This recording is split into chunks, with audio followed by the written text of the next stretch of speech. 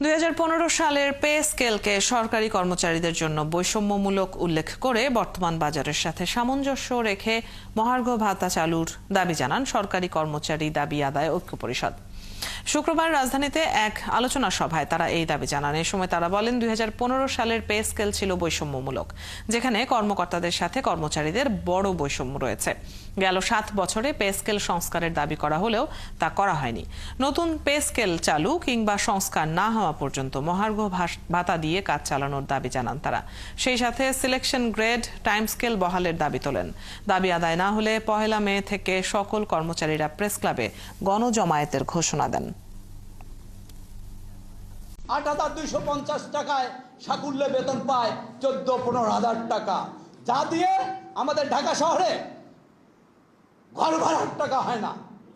আমাদের পরিবার পরিজন নিয়ে আমরা ধার দেনা করে, আমরা জিপিএফ এর লোন তুলে দোকানে বাকি খেয়ে আমাদের অতি কষ্টে আমাদের সংসার চালাতে হয়।